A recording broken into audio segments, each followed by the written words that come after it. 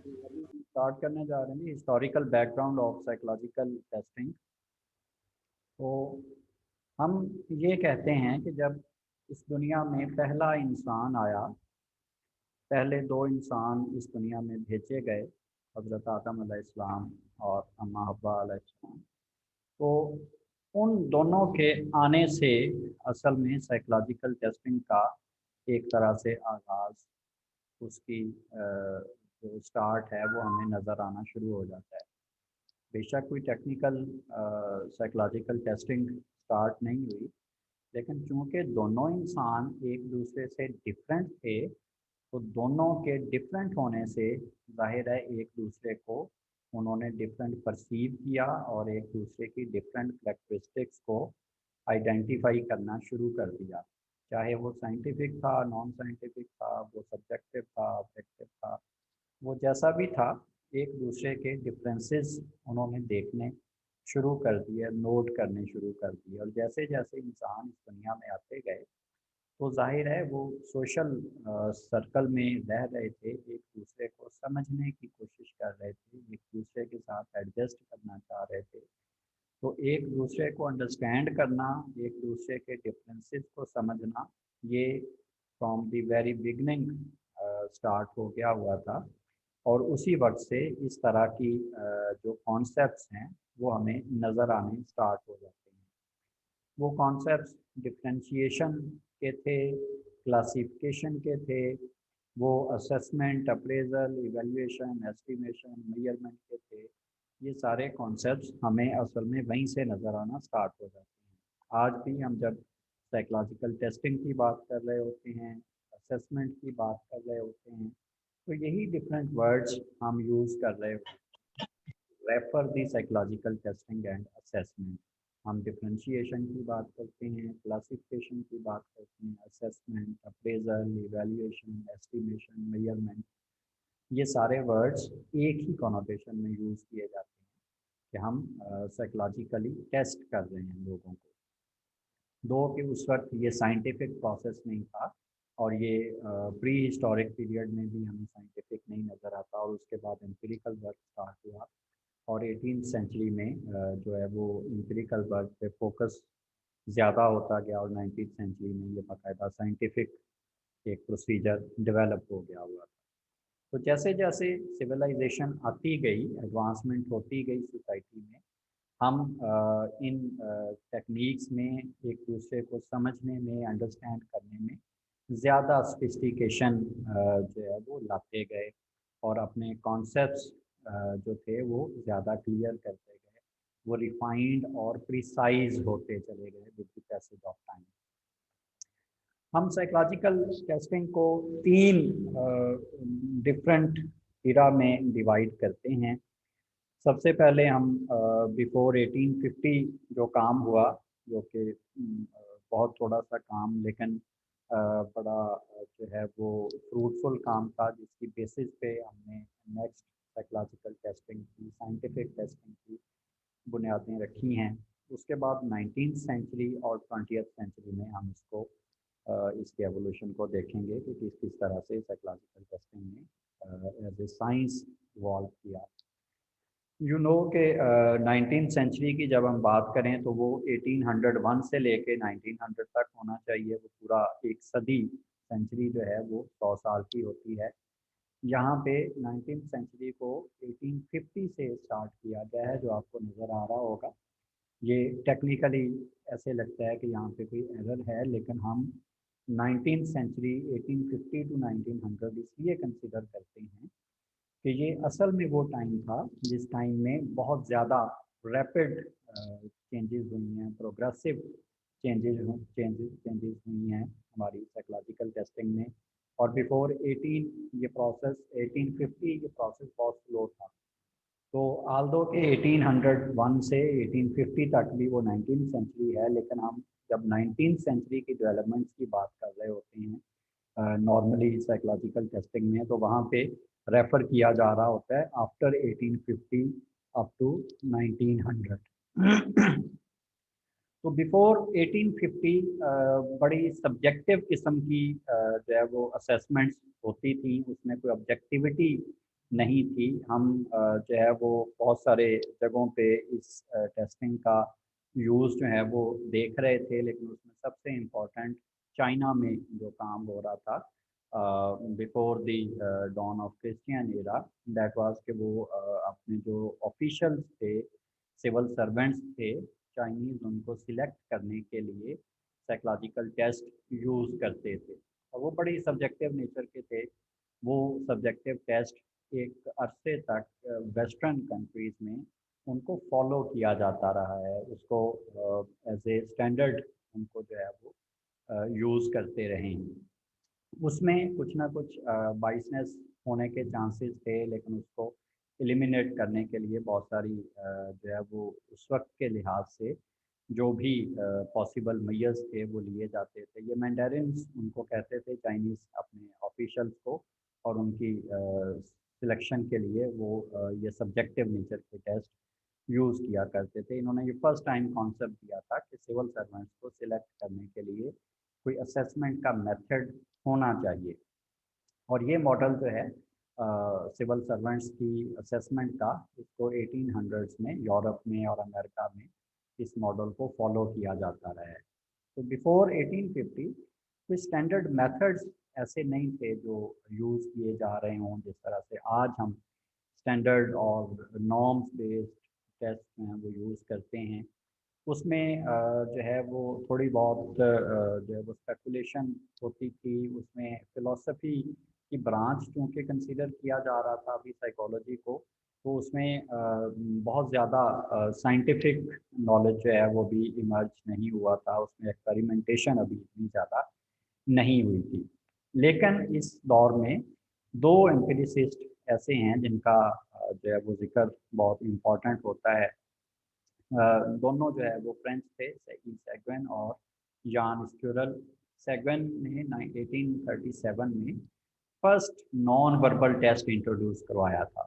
Non verbal test to measure the intelligence, intellectual capacity, इसने जो है वो इंट्रोड्यूस करवाया था वेरी फर्स्ट टाइम। ये 1837 की बात है, जब अभी साइकोलॉजी फिलोसफी का हिस्सा गिनी जाती थी। उसके बहुत सारे कॉन्सेप्ट आल्दो के अलग हो चुकी थी, लेकिन बहुत सारे कॉन्सेप्ट स्टिल फिलोसफी से रिलेट कर रहे थे, और फिलोसॉफिकल ओरिएंटेशन साइकोलॉजी में जो है वो ज़्यादा थी। ये पहला इंसान था जो जिसने बच्चों की असेसमेंट जो है वो स्टार्ट की, और इसने ये कहा कि जो एबनॉर्मल बच्चे जिनको हम कहते हैं, जिनको उस दौर में इडियट कहा जाता था, या मेंटली रिटार्टेड की टर्म उसके बाद उनके लिए, या इम्बिसाइल की टर्म यूज़ की गई लेटर ऑन, तो उसने कहा कि वो भी नॉर्मल बच्चों की तरह बहुत सारे काम कर सकते हैं। इसने फर्स्ट टाइम इन बच्चों के लिए ट्रेनिंग सेंटर्स इंट्रोड्यूस करवाए। उससे पहले जो है वो ये चूँकि हम एडवांस्ड कंट्रीज़ की बात कर रहे हैं, उस वक्त तो ये भी एडवांस नहीं थे। उस वक्त वहाँ पे भी इसी तरह के कॉन्सेप्ट जैसे आज हमारी दुनिया में पाए जाते हैं कि हम मेंटली रिटार्टेड या इंटेलेक्चुअली डेफिशिएंट जो बच्चे हैं उनको मलंग कह रहे होते हैं, साईं लोग कह रहे होते हैं, डिफरेंट टर्म्स हम उनके लिए यूज़ करते हैं, अल्लाह लोग कहते हैं। तो हम उनकी ट्रेनिंग के लिए जो इंस्टीट्यूशंस बने हुए हैं स्पेशल एजुकेशन के, बहुत सारे बच्चे उन इंस्टीट्यूशंस में नहीं भेजे जाते। उनको सिर्फ ये कह के कि ये अल्लाह लोग है, साईं लोग है, उसको जो है वो इग्नोर कर दिया जाता है। तो उस दौर में उन कंट्रीज़ में भी, जो आज के डेवलप्ड कंट्रीज़ हैं, वहाँ पे भी इसी तरह के कॉन्सेप्ट थे। तो ये जो है ये फर्स्ट पर्सन था जिसने ये कहा कि इनको सेल्फ हेल्प स्किल्स सिखाई जानी चाहिए, इनको जो है वो इनकी लैंग्वेज डेवलपमेंट की जा सकती है। ये बहुत सारी एक्टिविटीज़ रूटीन लाइफ की, जाहिर है वो जो एबनॉर्मेलिटीज़ उनके अंदर हैं उसकी होते हुए वो डॉक्टर इंजीनियर तो नहीं बन जाएंगे, लेकिन एक नॉर्मल ह्यूमन बीइंग की तरह जो रूटीन के काम हैं वो कम से कम कर सकते हैं, तो इनकी ट्रेनिंग होनी चाहिए। तो that was he was the first person to coin this concept कि हम इनके लिए कोई ट्रेनिंग सेंटर्स जो है वो डेवलप करें, और ये सारा कुछ उसने जो उसकी इनिशियल असेसमेंट थी उसकी बेसिस पे उसने किया। लाइकवाइज स्क्विरल 1838 में उसने मेंटली डेफिशिएंट और मेंटली इल की टर्म्स को डिफ्रेंशिएट किया, और वो उसके ख्याल में जो डेफिशिएंट, जैसे आज भी हम कहते हैं कि अगर किसी में कोई प्रॉब्लम है कोई डेफिशिएंसी है, कोई कमी है, तो वो मेंटली डेफिशिएंट है। और अगर उसमें कोई abnormality है, उसमें कोई डिसऑर्डर है, दैट इज मेंटल इलनेस। तो ये दो टर्म्स उसने जो है वो अलग अलग करके ये स्टार्ट किया एक तरह से जो डिसऑर्डर्स और मेंटल वीकनेसेस को आइडेंटिफाई करना और उनको सेपरेट करने के लिए एक कदम जो है वो उसकी तरफ से आया। और उसने वीक माइंडेड पर्सन्स को पॉइंट आउट किया, उनके लिए ग्रेडिंग जो है वो की मेंटल लेवल्स की डिफरेंट मोडेलिटीज़ के थ्रू। उसने इडियोसिटी की टर्म फर्स्ट टाइम इसने यूज़ की थी, और जो उसके बाद उसको इम्बिसाइल कहना शुरू किया हमने, जब इडियट को एक तरह से कर्स कंसिडर किया जाने लगा, उस वर्ड की कॉनोटेशन जो है वो ऑल टुगेदर चेंज हो गई। तो इसके लिए फिर इसको रिप्लेस किया था इम्बिसिलिटी से, और फिर उसके बाद लेटर ऑन और चेंजेस जो जैसे अभी आप समझते हैं कि हमने जो है वो लोगों को और इंडिविजुअल्स को, चाहे वो एबनॉर्मल हैं, चाहे वो उनमें कोई डिसऑर्डर है, इवन देन उनकी सेल्फ रिस्पेक्ट को मेंटेन करने के लिए हम ऐसे ऐसे वर्ड्स तलाश करते रहते हैं कि जिससे उनकी सेल्फ रिस्पेक्ट मेंटेन रहे, उसमें कोई कमी ना आए। उसने जो है वो मेंटल डेफिशिएंसी की कॉजेज़ जो है वो इंट्रोड्यूस करवाई। उसने कहा कि ट्रॉमा ऑफ चाइल्डहुड, या किसी को लैक ऑफ लव या लैक ऑफ कॉन्फिडेंस, ऐसे इश्यूज हैं जिसकी वजह से मेंटल डेफिशिएंसीज हो सकती हैं, और इनको अगर कैटर किया जाए, इनकी अगर इनके लिए कि काम किया जाए, बच्चों को प्रॉपर जो प्यार चाहत मिलनी चाहिए फैमिली मेम्बर से वो मिले, उनका कॉन्फिडेंस बिल्डिंग हो, और बचपन में कोई ऐसी ट्रॉमेटिक सिचुएशन को वो फेस ना करें, तो हम मेंटल डेफिशिएंसी को कंट्रोल कर सकते हैं। तो ये जो कॉन्सेप्ट्स थे ये बहुत अर्ली, अभी जब हम फिलोसफी का हिस्सा थे उस वक्त आना, ये बहुत बड़े कॉन्सेप्ट जो है वो कंसिडर किए जाते हैं, क्योंकि इन्हीं की बेसिस पे आप अभी भी देखें तो हम चाइल्डहुड ट्रामा साइको एनालिसिस की सारी बुनियादें जो हैं वो इसी में मौजूद हैं। आप जब फिक्सेशन की बात करते हैं, आप जब साइकोसेक्सुअल डेवलपमेंट की बात करते हैं अकॉर्डिंग टू साइको एनालिटिक्स, तो हमें वो सारा कुछ यहीं पे नज़र आ रहा है जो स्क्विरल ने कॉन्सेप्ट किया था। मोर ओवर ही सेड कि नॉर्मेलिटी अब नॉर्मेलिटी को डिफ्रेंशिएट करने के लिए लैंग्वेज इज़ द की। एक बच्चा आज भी, हम आज के दौर में साइंटिफिक एवोल्यूशन के बाद भी हम ये देखते हैं कि आपके क्लाइंट्स क्या बात कर रहे हैं, कैसे बात कर रहे हैं, उनका वर्बैटम हम लेने की बात करते हैं कि जी एक्चुअल वो क्या कह रहे हैं, वो लफ्ज़ लिख के दिखाएं, वो बताएं, उस पर डिस्कशन होगी। तो ये लैंग्वेज इतनी इम्पॉर्टेंट है कि कोई इंसान बोल क्या रहा है, कह क्या रहा है, उसके अल्फाज क्या हैं। तो स्क्विरल ने ये कॉन्सेप्ट दिया कि इसको बहुत ज़्यादा इम्पोर्टेंस दी जानी चाहिए, तो उसके अंदर की सारी कैफियत, उसकी फीलिंग्स, उसकी बिहेवियर, उसकी परसेप्शन, थिंकिंग, सारे थॉट प्रोसेसेस उससे की लैंग्वेज से ही आ रहे हो। वो बोल क्या रहा है, वो कह क्या रहा है, किस अंदाज से चीज़ों को बयान कर रहा है। तो that is very much important. Then जी 19th सेंचुरी जैसे अभी हमने बात की कि आल्दो के 19th सेंचुरी 1801 टू 1900 होगी, लेकिन हम बिफोर 1850 अलग से डिस्कस करते हैं क्योंकि उसमें एम्पिरिकल वर्क इतना ज़्यादा हमें नज़र नहीं आता। तो 19th सेंचुरी की बात हम 1850 से जो है वो स्टार्ट करते हैं। जब भी 19th सेंचुरी को रेफ़र किया जा रहा होगा तो हम ये अज्यूम करेंगे कि ये 1850 के बाद की बातें हो रही हैं।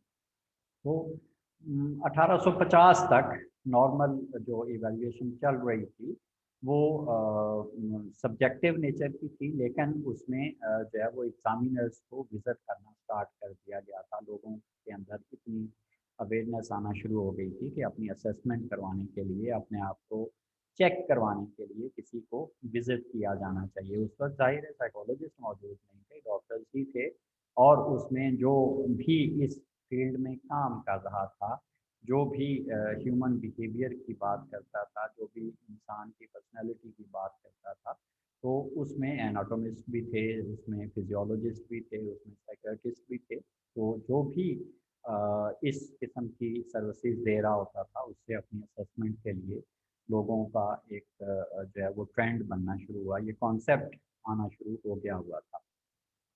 बाय अबाउट 1870 ओरल एग्जामिनेशंस जो थे वो उनको रिप्लेस कर दिया गया था रिटन एग्जाम्स के साथ। जो चीज़ें हम इंटरव्यू से और ओरली जो है वो क्वेश्चन आंसर के थ्रू असेसमेंट कर रहे थे, उसको रिटन एग्जाम्स की सूरत दे दी गई थी। और 1880 तक जो सब्जेक्टिव टाइप सिस्टम था, test system, that was introduced.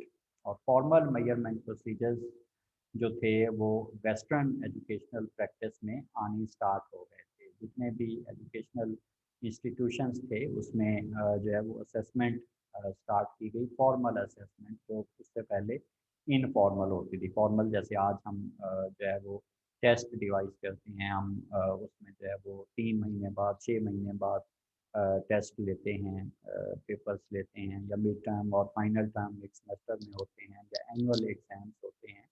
तो इस तरह से फॉर्मल सिस्टम जो है वो एग्जामिनेशन का इंट्रोड्यूस करवा दिया गया था। और वो बहुत सारी जो है वो जगहों पे इसको अप्लाई कर दिया गया वेस्टर्न सोसाइटीज़ में, अमेरिकन सोसाइटी में। वो जितने भी ओरल एग्जामिनर्स, जो भी एग्जामिनर्स थे, वो ओरल एग्जामिनेशंस जो है वो करते थे, और साथ साथ रिटन एग्जामिनेशन भी स्टार्ट हो गया हुआ था। टेम्स मकीन कैटल और कटेल भी इसको कहते हैं। इसका प्रोनाउंसिएशन डिफरेंट जगहों पे डिफरेंट अंदाज से किया जाता है। तो कटेल work on individual differences and basically reaction time. Aldous के ये चूँकि वॉन्ट उस वक्त उसी दौर में काम कर रहा था। फर्स्ट लैब आपको पता है कि वो उसने जो है वो इस्टेब्लिश की थी 1879 में जन वॉन्ट ने। तो वो इस तरह की इन्वेस्टिगेशन को अभी रेजिस्ट कर रहा था, वो उनके अपने एक्सपेरिमेंट्स कर रहे थे। लेकिन कटेल ने इंडिविजुअल डिफरेंसेस की वेरी फर्स्ट टाइम बात की, और उस पर उसने टेस्ट करने की बात की, रिएक्शन टाइम पे जो है वो उसने काम किया। और वेरी फर्स्ट टाइम जो मेंटल टेस्ट का वर्ड है, दैट वाज इंट्रोड्यूस्ड बाय कटेल इन 1990 में। ये मेंटल टेस्ट का वर्ड जो है वो फर्स्ट टाइम हमें हिस्ट्री में नज़र आता है। इन 1893 जस्ट्रो ने जो है वो एक एग्जीबिशन बाकायदा जो है वो ऑर्गेनाइज की, और उसने लोगों को इनवाइट किया कि हम आपकी टेस्टिंग करते हैं। उसमें जाहिर है ये दौर अभी वो था जिसमें अभी हम बाकायदा साइकोलॉजिकल एट्रीब्यूट्स और करैक्टरिस्टिक्स को मैयर नहीं करना शुरू हुए थे। अभी हम बेसिक हमारे फिजियोलॉजिकल और साइकोफिजियोलॉजिकल जितने भी फिजियोलॉजिकल एस्पेक्ट्स थे उनको जो है वो हैंडल कर रहे थे। उस दौर में जो है वो अगर कोई एनाटोमिस्ट काम कर रहा है, अगर कोई फिजियोलॉजिस्ट काम कर रहा है इस एरिया में, या साइकेट्रिस्ट कर रहा है, तो उसका फोकस जाहिर है स्टार्ट में अभी फिजियोलॉजी और वो फिजियोलॉजिकल एट्रीब्यूट्स जिनका ताल्लुक हमारी साइकोलॉजिकल हेल्थ के साथ या साइकोलॉजी के साथ है, उनको असेस करना स्टार्ट किया गया था। तो उसने जो है वो विजिटर्स को इनवाइट किया, लोगों को इनवाइट किया, उनकी सेंसरी, मोटर और simple, very simple perceptual processes को जो है वो उसने असेस करने की जो है वो पेशकश की। और वो उसने बड़ा इफेक्टिवली जो है वो असेसमेंट टेस्टिंग को इंट्रोड्यूस करवाया लोगों में। इन 1895 क्रेपलिन ने एक जो है वो मेंटल टेस्ट पेशेंट्स के लिए डिवाइस किया। क्रेपलिन was the first person who introduced DSM first version, जो डायग्नोस्टिक स्टैटिस्टिकल मैनुअल का सबसे पहला वर्जन था, DSM-1। ये क्रेपलिन ने इंट्रोड्यूस करवाया था। और उसने इसके अलावा अरिथमेटिक ऑपरेशंस और practice effort, memory, susceptibility to fatigue और डिस्ट्रैक्शन, किस तरह से बच्चे जो है वो डिस्ट्रैक्ट हो सकते हैं अपनी स्टडी से, या वो किस हद तक फटीग उन पे इफेक्ट कर सकती है, इस तरह की टेस्ट हैं वो उसने डेवलप किए। इन 1897 जोसेफ एम राइस जो है वो उसने उसका कंट्रीब्यूशन जो है वो रिटन एग्जामिनेशन के हवाले से आया, और उसने इसमें यूनिफॉर्मिटी लाने की जो है वो बात की। स्पेलिंग अचीवमेंट्स पे उसने जो है वो टेस्ट डेवलप किए, और पब्लिक स्कूल्स में उनको जो है वो इंट्रोड्यूस करवाया, और उसको यूज़ किया जाना स्टार्ट हो गया। जितने भी ये लोग काम कर रहे थे 19th सेंचुरी, इन्होंने जो हमारी साइकोलॉजी थी इसके बचपन में एक रोल प्ले किया है। हम ये कहते हैं कि उस वक्त साइकोलॉजी हमारी जो है वो अभी इन्फेंटाइल स्टेज पे थी, वो बचपन में थी, और उसके उसी जो उस वक्त काम हो रहा था, ये इस तरह के एक्सपेरिमेंट्स हो रहे थे ह्यूमन बिहेवियर और एक्सपीरियंस को मेजर करने के लिए, उसी की बुनियादें लेके आज तक हमने जो भी एक इमारत खड़ी की है टेस्टिंग असेसमेंट में, वो उसी पे कायम है। फर्स्ट लेबॉर्ट्री जैसे जो है वो कायम की गई, वो भी जो है वो इसी दौर में हुई है। हरमन एबिंगहास का काम आपने अगर इंटर में साइकोलॉजी पढ़ी है तो उसमें आपने इसका एक टेस्ट भी ज़रूर प्रैक्टिकल में किया होगा, जिसने फिल इन द ब्लैंक्स एक टेस्ट जो है वो मेंटल फटीग के लिए भी डेवलप किया था। इसने जो है वो नॉन सेंसिलेबल पे भी काम किया था, जो आपने एक्सपेरिमेंट इंटर में अगर किया हो तो आपको याद होगा। तो ये सारे काम इस दौर में हो रहे थे। इसमें हम कुछ एम्पिरिसिस्ट की बात करते हैं, जिन्होंने बेसिकली एम्पिरिकल वर्क स्टार्ट किया, जिसको हम जो है वो एक्सपेरिमेंटल वर्क जो है वो बाकायदा तौर पे कंसीडर कर सकते हैं। फ्रांसिस गाल्टन से पहले बहुत सारे काम जो हैं वो होने शुरू हो गए हुए थे, आल्दो के जो है वो उसमें एम्पिरिसिज्म हम उस तरह से जैसे कि आज हम उसको उसमें एरर के चांसेस जो है वो उसको ख़त्म करते हैं स्टैटिस्टिकल एनालिसिस के थ्रू, और बड़े सोफिस्टिकेटेड स्टैटिस्टिकल एनालिसिस हमारे पास मौजूद होते हैं। उतने अभी उस लेवल के काम नहीं हो रहे थे, लेकिन हम उसको एक एम्पिरिकल लेवल पे कंसीडर करते हैं उस सारे दौर को।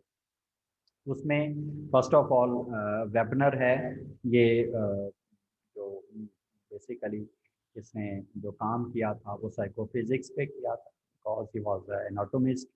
तो उसके एक्सपेरिमेंट्स जो हैं वो थ्रेशोल्ड पे, विजन पे, hearing, 2 point skin threshold, weight discrimination के कब और कहाँ पे आपको जो है वो दो डिफरेंट वेट्स एक दूसरे से अलग फील होना शुरू हो जाते हैं। आपको इस दौर में ये सारे काम जो नज़र आएंगे, जैसे अभी हमने बात की कि वो फिजियोलॉजिकल और साइकोफिजियोलॉजिकल नेचर के होंगे।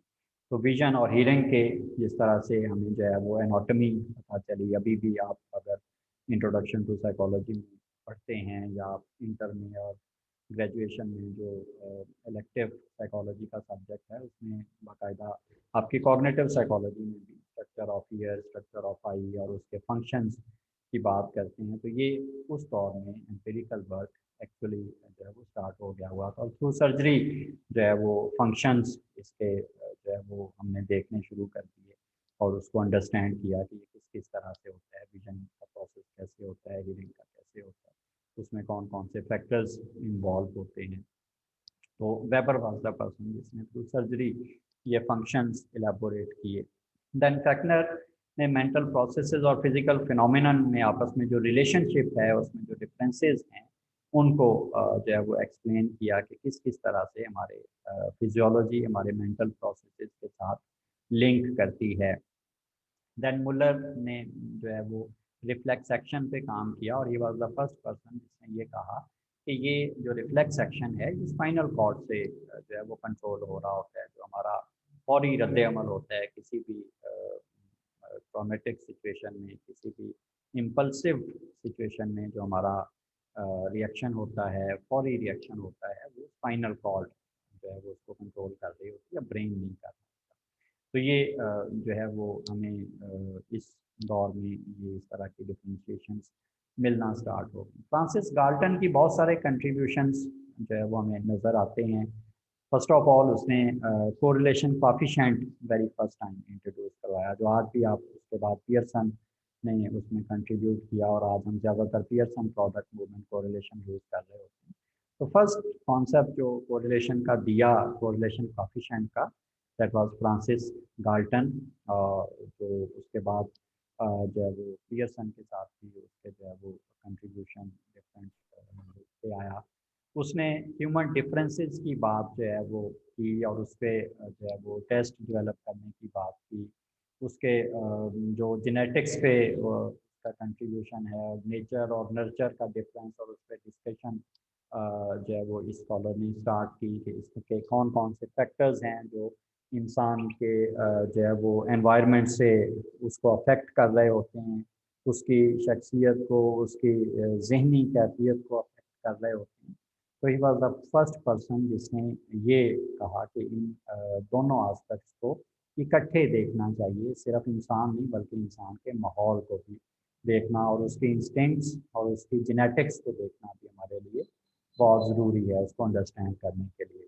टेस्टिंग मूवमेंट इसने जो है वो बेसिकली लॉन्च की है। इसने एंथ्रोपोमेट्रिक स्टडीज़ जो हैं वो बहुत ज़्यादा कंडक्ट की, जिसमें फैमिली बैकग्राउंड और फैमिली की एजुकेशन हैबिट्स और जो ग्रैंड पेरेंट्स उनकी पर्सनैलिटी, उनकी मेंटल लेवल, मेंटल हेल्थ बच्चे को किस तरह से अफेक्ट कर सकती है, इस पर डिफरेंट जो है वो स्टडीज़ उसने उस दौर में जो है कंडक्ट की।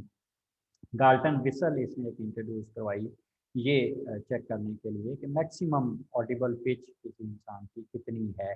उसने गाल्टन बार इंट्रोड्यूस करवाई जो बेसिकली जो है वो डिस्क्रिमिनेशन ऑफ लेंथ मैयर करती थी कि कहाँ पे किस लेवल पे कितना 2 पॉइंट थ्रेशोल्ड की तरह पे, जैसे आपको जो है वो किसी स्किन पे आप जो है वो ये चेक करते हैं कि कितने डिस्टेंस पे जो है वो आपको 2 पिंस का एहसास होना शुरू हो जाता है और कितने पे आपको एक ही पिन लगती है, आल्दो पे आप 2 पिन्स जो हैं वो इंसर्ट कर रहे होते हैं बॉडी में। तो इसी तरह से ये विजुअल डिस्क्रिमिनेशन देखने के लिए कि लेंथ आपको डिफरेंट किस लेवल पे जाके जो है वो लगनी शुरू होती है और कहाँ तक आपको ऑलमोस्ट एक जैसी लगती है। तो ये विजन के हवाले से, आपकी ऑडिशन के हवाले से डिफरेंट एक्सपेरिमेंट्स ये गाल्टन विसल और गाल्टन बार के थ्रू जो है वो इंट्रोड्यूस करवाए गए। वॉज द फर्स्ट पर्सन जिसने लिकर्ट स्केल, जिसको आज हम लिकर्ट स्केल के तौर पे जानते हैं, हम जो 5 point, 3 point, 7 point Likert scale बनाते हैं, हम strongly agree, agree, not agree की बात करते हैं, ये फर्स्ट टाइम गाल्टन ने इंट्रोड्यूस करवाए थे। और उसने क्वेश्चनर्स की फॉर्म में डिफरेंट टेस्ट इंट्रोड्यूस करवाए और प्री एसोसिएशन टेक्निक जो कि फ्राइड के नाम से जो है वो असल में मशहूर है। तो हम समझते हैं कि फ्राइड ने pre association technique first time introduce करवाई थी।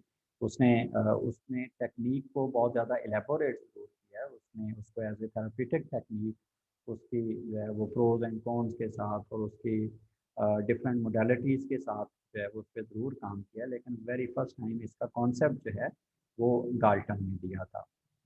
और स्टैटिस्टिकल मेथड्स को इंट्रोड्यूस करवाने वाला हम ये कहते हैं कि ये गाल्टन है, जिसने आल्दो के उतने सोफिस्टिकेटेड और रिफाइंड स्टैटिस्टिकल मेथड जो आज हम यूज़ करते हैं वो तो नहीं दिए थे, लेकिन very first time statistical methods की बात इसी ने की थी और बहुत सारे मेथड उस इरा के हवाले से जो बेहतर कंसिडर किए जा सकते हैं, अच्छे कंसिडर किए जा सकते हैं, वो उसने इंट्रोड्यूस करवाए। इस सारे पीरियड को जो है वो ऑलमोस्ट लेबॉर्ट्री पीरियड कहा जाता है। इस लेबॉर्ट्री पीरियड में लेबॉर्ट्री पीरियड का मतलब सिर्फ यही नहीं कि कोई खास लैब्स बनी हुई थी और उन्हीं पे काम हो रहे थे। बेसिकली ये कुछ इंस्टीट्यूशंस में अगर कोई किसी का क्लिनिक है तो उस क्लिनिक पे या किसी ऑर्गेनाइजेशन में, किसी स्कूल में, कॉलेज में ये काम हो रहे थे और अभी पब्लिक में उस तरह से जो है वो आम लोगों तक और आम लोगों की अवेयरनेस के हवाले से तो इतना काम अभी जो है वो कोशिश की गई थी, लेकिन इतनी अवेयरनेस नहीं आई थी और हर जगह पे इसकी एप्लीकेशन अभी नहीं हो रही थी। अभी हम एक्सपेरिमेंटेशन कर रहे थे, चीज़ों को समझने की कोशिश कर रहे थे और वो एक्सपेरिमेंटेशन में जो जो चीज़ें प्रूव होती जा रही थी वो सोसाइटी में उनको जो है वो इंट्रोड्यूस करवाया जा रहा था। इस 19th सेंचुरी में जिन एरियाज़ पे हमें जो फिर एज ए होल जो फोकस नज़र आता है वो ह्यूमन डिफरेंसेस पे, अकाउंटेबिलिटी पे, objectivity, differentiation of advantage and disadvantage children और diagnosing and classification of the patients, ऐसे DSM का फर्स्ट वर्जन जो है वो इसी दौर में हमें जो है वो मिलता है। और एग्जामिनेशन ऑफ प्रोस्पेक्टिव एम्प्लॉइज़, जिसमें जैसे हमने देखा कि चाइनीज़ ने जो असेसमेंट का काम शुरू किया था और यूरोप और अमेरिका में उसको जो है वो चाहे वो सब्जेक्टिव नेचर की थी तो उसको फॉलो किया जा रहा था। So that was basically the initiation of the scientific era जो कि लेटर ऑन हमें मिलता है। इसमें हमें 3 बेसिकली मेन स्ट्रीम्स जो है वो नज़र आती हैं। एक काम जो है वो हमें नज़र आ रहा है बरतानिया में होता हुआ, ब्रिटिश में, एक हमें जो है वो जर्मनी में और एक फ्रांस में जो है वो मूवमेंट हमें नज़र आती है। बेसिकली ये दौर जिस दौर की हम बातें कर रहे हैं, तो उसमें डार्विन का जो कॉन्सेप्ट है, जो बायोलॉजी की बात उसने की है, ओरिजिन ऑफ स्पीशीज उसकी जो फर्स्ट बुक आई थी, जिसमें उसने जो हमारी तवज्जो वो एनिमल्स और प्लांट्स की तरफ दिलाई है, और एवोल्यूशन की बाकायदा उसमें थेरी जो है वो हमें नज़र आती है। तो फ्रांसिस गाल्टन और पियरसन ने भी असल में उसी को फॉलो किया था, और उसी के बेसिस पे ये सारे जो जेनेटिक्स पे काम करने की जिस तरह से गाल्टन ने बात की है, और उसकी जो नेचर और नर्चर की जो बात हो रही थी, वो असल में ये इसी डार्विन के कॉन्सेप्ट्स की बेसिस पे हो रही थी। उसमें बाकायदा तौर पे ज़ाहिर है उसकी वो थ्योरी ऑफ एवोल्यूशन को जो है वो कंसीडर नहीं किया जा रहा था, बल्कि उससे रिलेटेड जितने भी कॉन्सेप्ट थे उनका साइकोलॉजी के साथ एसोसिएशन देखनी शुरू की गई। दूसरी तरफ जर्मनी में जो वांट का काम है, जो हमें नज़र आता है, उसने लेबॉर्ट्री जो है वो कायम की है, फर्स्ट लेबॉर्ट्री, और उसमें लेबॉर्ट्री के अंदर कंट्रोल्ड कंडीशन में उसने एक्सपेरिमेंट्स जो किए विजन के, हीयरिंग के, रिएक्शन टाइम और साइकोफिजिकल प्रॉब्लम्स को आइडेंटिफाई करने के लिए। तो ये काम हमें जो है वो उस दौर में फिर जर्मनी में एक बाकायदा मूवमेंट के तौर पे होता हुआ नज़र आ रहा है। और उसके बाद जो है वो हमें फ्रांस में बाकायदा तौर पे जो है वो इसकी एप्लीकेशंस और इसके जो है वो इसको अडॉप्ट किया गया। जैसे उसको हम देख सकते हैं कि वो मेल एडजस्टमेंट और जो मिसफिट थे सोसाइटी में, स्कूल्स में, उनके लिए जो है वो इंटेलिजेंस टेस्ट डेवलप किए गए, उनको आइडेंटिफाई करने के लिए, उनको क्लासीफाई करने के लिए। तो ये बेशक उस तरह के इंटेलिजेंस टेस्ट जो रिफाइंड किस्म के आज हम यूज़ कर रहे हैं वो नहीं है, लेकिन उस दौर के जिस तरह के नॉर्म्स थे, जिस तरह का नॉर्मेटिव ग्रुप था, वो टेस्ट डेवलप किए गए, और वो उस वक्त के लिहाज से यूज़फुल टेस्ट थे जो कि उनकी क्लासिफिकेशन करने में हेल्पफुल हो रहे थे। तो that was up till the 19th century. हम अभी नेक्स्ट क्लास में 20th सेंचुरी से स्टार्ट करेंगे। तो यहाँ तक अगर आपका कोई क्वेश्चन है तो आप लोग पूछ सकते हैं।